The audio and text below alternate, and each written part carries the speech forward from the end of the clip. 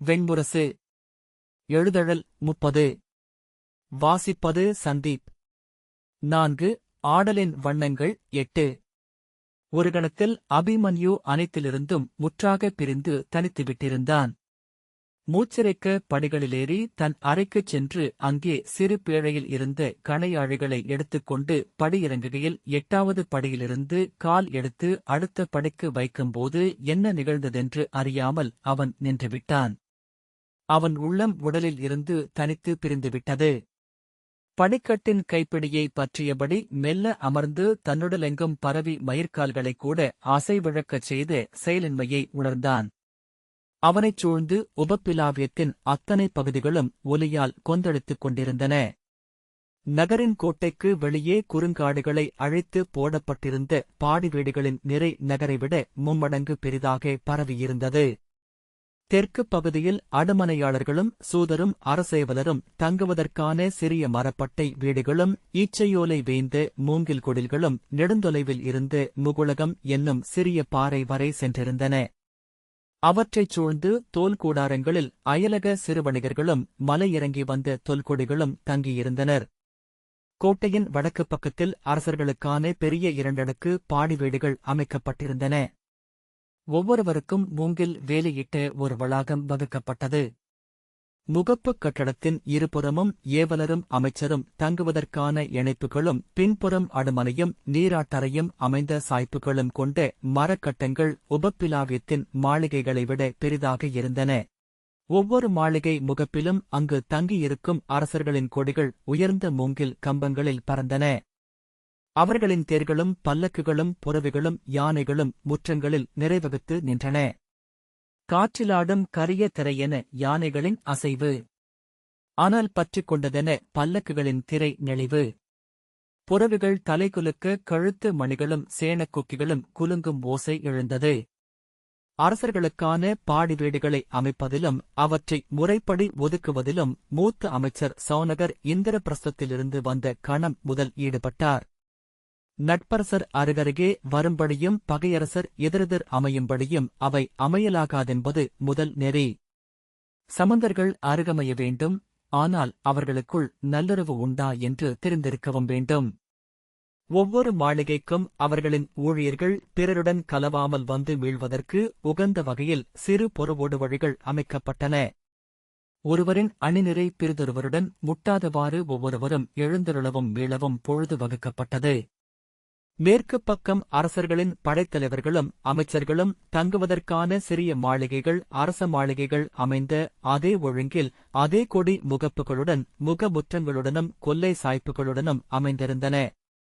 மேற்கு விரிவிலிருந்து உபப்பிலாவியத்திற்குள் நுழையாமலேயே வடக்கே செல்வதற்கான 4 பாதைகள் அமைந்தன.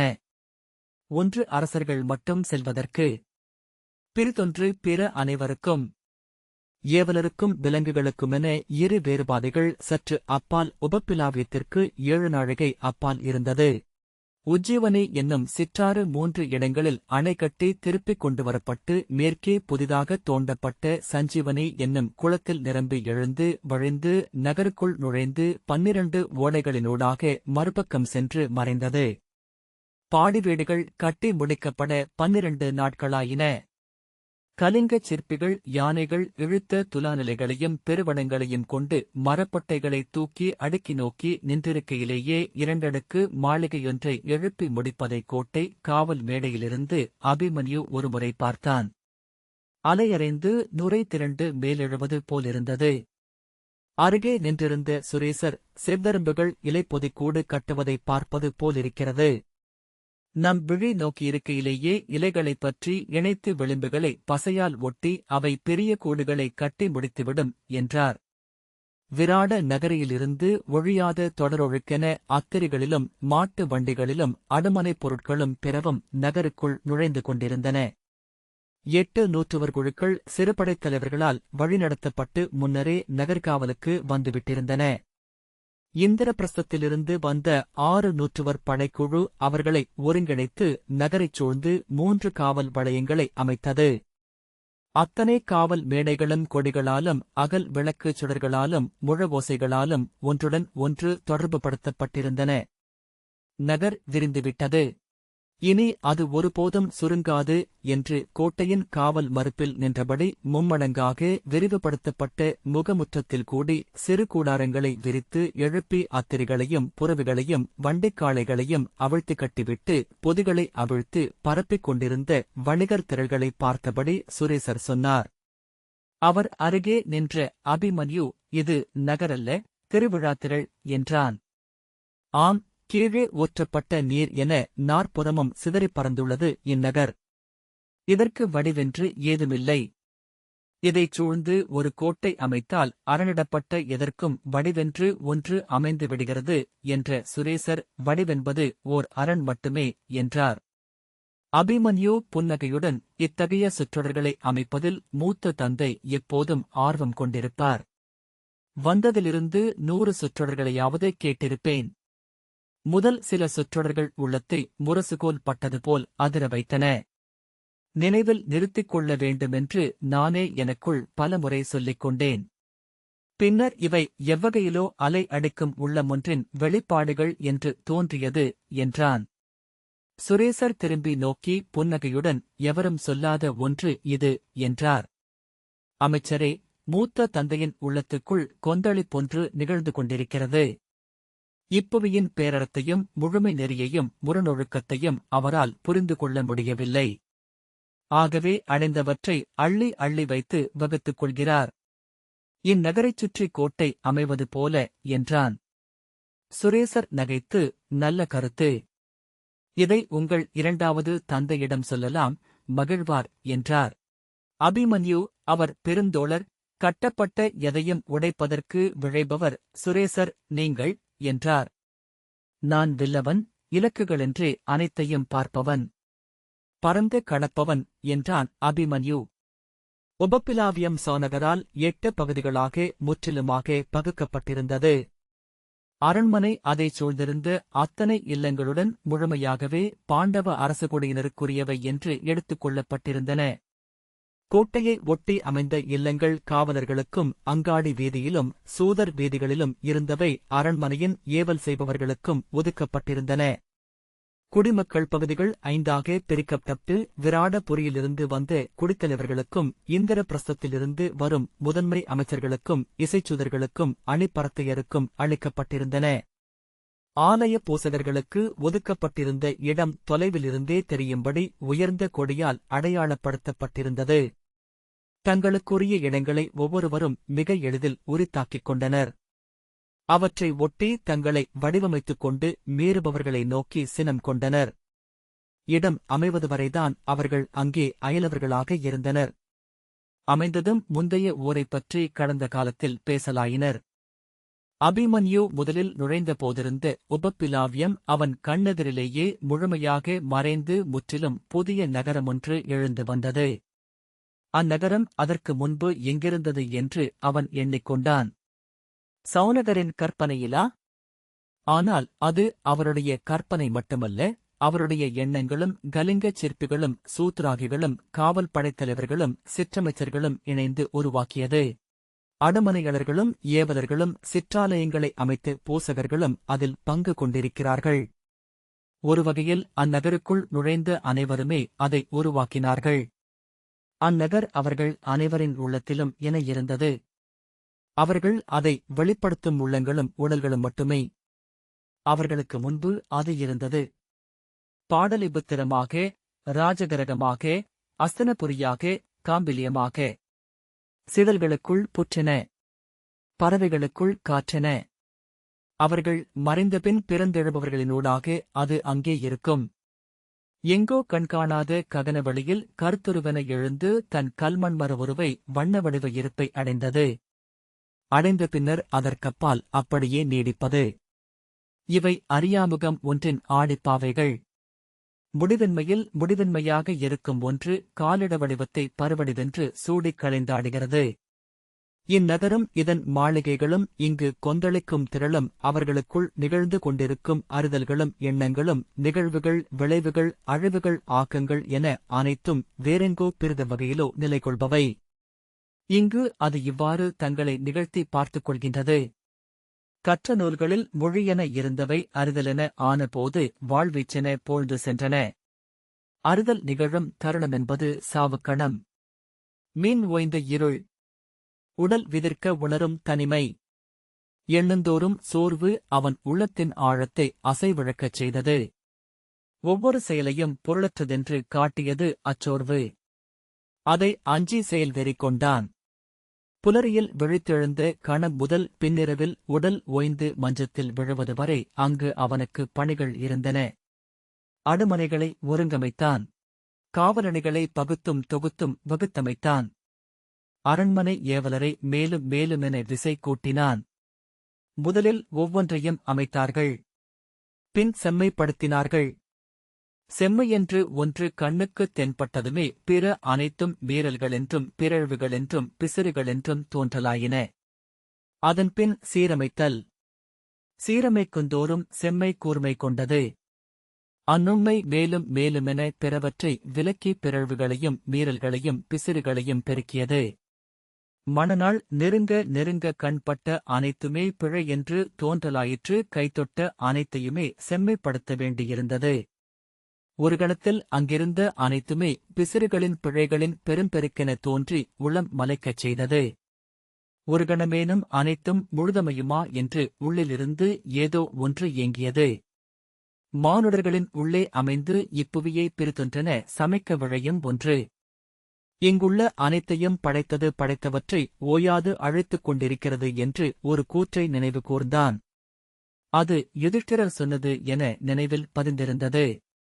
மீண்டும் ஒருமுறை எழுந்தபோது சௌனகரின் கூற்று அது என்று தெரிந்தது.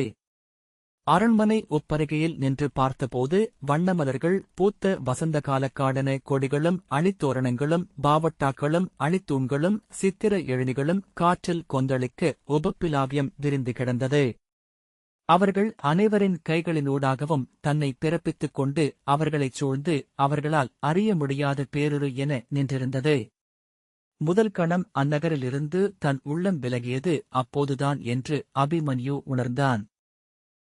ஒவ்வொரு செயலும் அதிலிருந்து விலகி நின்று நோக்கிய உள்ளத்திற்கு பொருளற்றதாகவும் பொருந்தாததாகவும் தோன்ற சவுக்கால் அரைந்து புரவியை விரையச் செய்வது போல உள்ளத்தை உந்தி அவன் பொருத்த வேண்டியிருந்தது.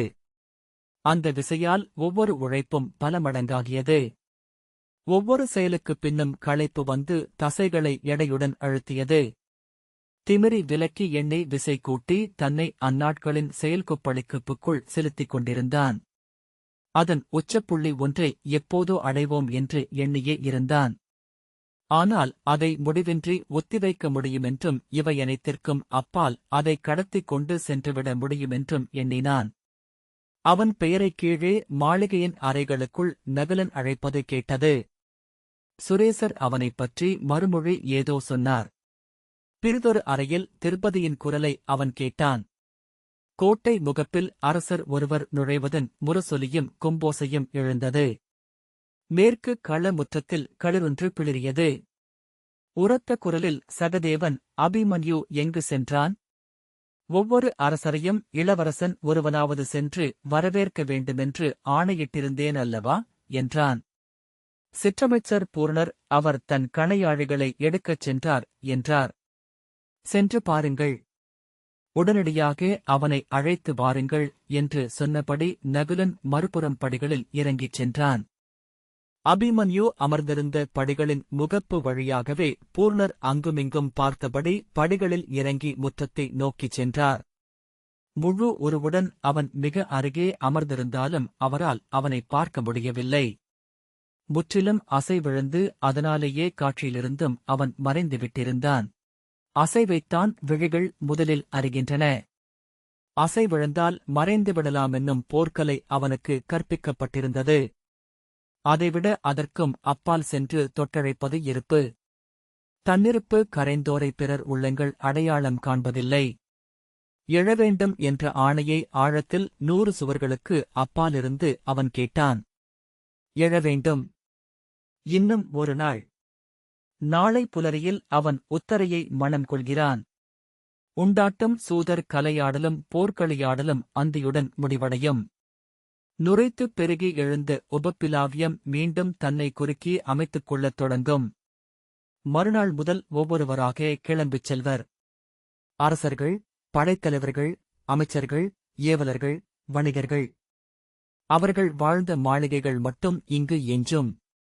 அவர்கள் செல்லும்போதே அவற்றை பிறர் நிரப்பத் தொடங்கிவிடுவார்கள். உண்மையில் அவர்கள் இங்கிருக்கையிலேயே அவ்விடங்களில் பிறர் உள்ளத்தால் இருக்கிறார்கள். அறிக, இளவரசே! அமைக்கப்பட்ட எந்த இல்லமும் குடியேறப்படாததில்லை. இல்லங்களுக்கேற்ப தன்னை விரித்துக் கொள்வது மானுடம். நீர்த்துளியின் ஒவ்வொரு அணுவும் விலகி பரவ விழைகிறது. கலிங்கச் சிற்பி காளிகர் சொன்னார். இல்லங்கள் என்பவை மானுட உடலின் விராட வடிவங்களே. ஆமையின் ஓடு போல அவன் எங்கோ குரல்களைக் கேட்டான். கனவிலென. சுபகையின் புன்னகை நினைவிலெழுந்தது. ஆடிப்பாவை குறித்து ஒரு சொற்றொடர். சுபகை ஏன் நினைவிலெழ வேண்டும் இப்போது? ஆடிப்பாவை அதில் எங்கு இணைகிறது? அர்ஜுனனின் உரத்த குரல், இங்கென்ன செய்கிறாய் என்று வினவ அபிமன்யு திடுக்கிட்டு விழித்துக் கொண்டு எழுந்து நின்றான். சற்று நேரம் எங்கிருக்கிறோம் என்ற உணர்வையே அவன் அடையவில்லை. கால்கள் நடுங்கிக் கொண்டிருக்க கைப்பிடியைப் பற்றிக் கொண்டு உதடுகளை திறந்து மூடினான். உன்னை அரண்மனை முழுக்க தேடிக் கொண்டிருக்கிறார்கள். அவையினர் அமர்ந்துவிட்டார்கள். மூடன் போல் இங்கமர்ந்திருக்கிறாய் என்று அர்ஜுனன் சொன்னான். நான் கணையாழியே என்று அபிமன்யு சொல்ல கையால் மறித்து அவைக்கு செல். இப்போது அங்கிருக்க வேண்டியவன் நீ என்றபடி அர்ஜுனன் திரும்பிச் சென்றான். அபிமன்யு மேல் மூச்சு விட்டபடி படிகளில் எடைமிக்க காலடிகளை ஒவ்வொன்றாக வைத்து இறங்கி கீழே வந்தான். நெடுந்தொலைவு ஓடி மீண்டது போல் உடலெங்கும் களைப்பு நிறைந்திருந்தது. குளிர்ந்த நீர் நிறைந்த தோல்பை என தன்னை உணர்ந்தான். ஒவ்வொரு அடிக்கும் உந்தி முன் செல்ல வேண்டியிருந்தது. அவனைக் கண்டதுமே சுரேசர் விரைந்து ஓடி வந்து, இளவரசே, எங்கு சென்றீர்கள்? தங்களைத்தான் தேடிக் கொண்டிருக்கிறார்கள் என்றார். அவை கூடிவிட்டதா என்று அபிமன்யு கேட்டான். அவை முறைமைகள் பெரும்பாலும் முடிந்துவிட்டன. சௌனகர் பேசிக் கொண்டிருக்கிறார். வருக என்று சுரேசர் அவனை அழைத்துச் சென்றார். அவனை ஏற இறங்க நோக்கிய பின், தாங்கள் இன்னும் சற்று சிறப்பாக ஆடை அணிந்திருக்கலாம் என்றார். அபிமன்யு தன்னை நோக்கி, வெண்ணிறப் பட்டாடை, பொன்னூல் பின்னலிட்ட செம்பட்டுத் தலையணி, ஆரங்கள், தோள்வளைகள், கங்கணங்கள், பொற்கச்சை. இதைவிட சிறப்பாக நான் எப்போதும் உடை அணிந்ததில்லை என்றான். இளவரசே, இது தங்கள் மணநிகழ்வுக்கான அவைகூடல். அனைவராலும் தாங்கள் நோக்கப்படுவீர்கள் என்றார் சுரேசர். இந்திரபிரஸ்தத்தில் இருந்து கொண்டு வந்த உடை இது என்று அபிமன்யு சொன்னான். ஆம் என்றபின் ஒரு கணம் தயங்கிய சுரேசர், இன்று எத்தனை சிறிய ஊரில் நிலமில்லாதவர்களாக தங்கள் தந்தையர் இருக்கிறார்கள். வந்துள்ள அத்தனை அரசர்களுக்கும் தெரிந்த ஒன்றுண்டு. இனி வென்றெடுத்தால் மட்டுமே உங்களுக்கு நிலம். அவர்கள் விழிமுன் அவர்கள் எண்ணியிராத உயராடையணிந்து நீங்கள் அமர்ந்திருக்க வேண்டும் என்றார். அபிமன்யு, அது ஏளனத்துக்குரியதாகும் என்றபின், கவலை வேண்டாம் அமைச்சரே. ஒன்று சொல்கிறேன், அந்த அவையில் எனது மண நிகழ்வைப் பற்றி எவரும் எதுவும் பேசப் போவதில்லை என்றான். ஏன் என்று சுரேசர் கேட்டார். இது என் மணநிகழ்வை முன்வைத்து இந்திரபிரஸ்தத்தை மீட்பது குறித்த சொல்லாடல் மட்டுமே. நம் தரப்பில் எத்தனை மன்னர்கள் வந்திருக்கிறார்கள் என்று கணக்கெடுக்கும் பொருட்டே இதை இளைய யாதவர் நமக்கு ஆணையிட்டார் என்றான். சுரேசர் புன்னகைத்து, அவ்வண்ணமெனில் நிலம் மீட்பதைப் பற்றி மேலும் பேச வேண்டியதில்லை என்றே எண்ணுகிறேன். அநேகமாக முதன்மை க்ஷத்திரிய மன்னர்கள் எவரும் வரவில்லை என்று அவனை சிற்றறைக்குள் அழைத்துச் சென்று அங்கு நின்ற இரு காவலரிடம், அரசரின் ஆணைகளை சீர் செய்யுங்கள். கச்சை முறைப்படி மடிக்கப்பட்டிருக்க வேண்டும். குழல் கலைந்திருக்கிறது என்றார். ஏவலர் தேர்ந்து விரல்களால் அபிமன்யுவின் தோற்றத்தை சீரமைத்தனர். அபிமன்யு, பிதாமகர் சல்யர் வந்துவிட்டாரா என்றான். 7 நாட்களுக்கு முன்னரே மத்ர நாட்டிலிருந்து கிளம்பிவிட்டார். வந்து கொண்டிருக்கிறார் என்ற செய்தி வந்தது. பிரியவாகினியே கடந்துவிட்டார் என்று அடுத்த செய்தி நேற்று வந்தது. இன்று காலை தீர்க்கதனசை தாண்டி அவரது அணிப்படையினரை சீர்வரிசைகளுடன் வந்து கொண்டிருக்கிறது என்றார்கள் என்றார் சுரேசர். அவை நிகழ்வு என்றென அவருக்குத் தெரியாதா என்றான் அபிமன்யு. சுரேசர், அவருக்கும் யாதவர்களுக்கும் நல்லுறவில்லை. அவையில் அவர்களுக்கு இணையாகத்தான் அமர வேண்டுமென்று ஐயுறுகிறார் போலும். அவை நிகழ்வுகள் முடிந்து இளைய யாதவர் இங்கிருந்து கிளம்பிய பின்னர் அவர் நகர் நுழைவாரென்று எண்ணுகிறேன் என்றார். எப்படியும் அவர் வந்தாக வேண்டும். இது அவரது குருதி. அவருடைய கொடி வழியினர் அமரப்போகும் அரியணை அபிமன்யு சில கணங்கள் எண்ணத்திலமைந்துவிட்டு தலை தூக்கி, நமது செய்தியுடன் சென்றவர் எவர் என்று கேட்டான். சௌனகரை நேரில் சென்றழைத்தார். செய்தியைக் கேட்டதும் பேருவகையுடன் எழுந்து, ஆம், நாம் நமது தரப்பை மதிப்பிட வேண்டிய காலம் நெருங்கிவிட்டது என்று சலியர் சொல்லியிருக்கிறார். எனது படைகளுடன் உபப்பிலாவியத்திற்கு வருகிறேன். விராடரும் பாஞ்சாலரும் நானும் இணைந்தால் அஸ்தினபுரியிடம் வாளின் மொழியில் உரையாட முடியும் என்றார். அவரது அவையிலிருந்த குடித்தலைவர்கள் அவரை ஆதரித்து கோல் தூக்கி முழக்கமிட்டனர். எனது தங்கையின் மைந்தர் நிலமிழந்து வெறும் பெயர் கொண்டவர்களாக அங்கிருக்கிறார்கள். நான் சென்று வீழ்கையில் அவர்களின் கொடி அவர்களுக்குரிய நிலத்தில் ஊன்றப்பட்டு பறக்கும் என்றார் சுரேசர். அபிமன்யு சுரேசரையே நோக்கிக் கொண்டிருந்தான். சுரேஷர் அவன் கண்களை சந்தித்து, சௌனகர் அவ்வுணர்வுகள் அனைத்தும் மெய்யென்றே சொன்னார். அவரது கணிப்புகள் எப்போதும் பொய்யாவதில்லை என்றார்.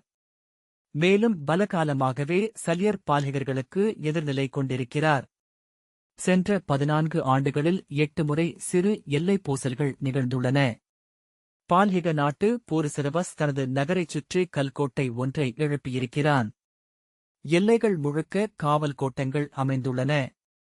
ஆம், அவரது கனவுகள் எளிய மலைமகனுக்குரியவை அல்ல என்றனர் என்றான் அபிமன்யு. சுரேசர் அஸ்தினபுரியின் துரியோதனரின் இடம் அமர்ந்திருக்கும் தகுதி கொண்டிருக்கிறான். தார்த்தராஷ்டிரர் கோல் கொண்டு அமர்ந்ததுமே பால்ஹிகம் வளரத் தொடங்கியது.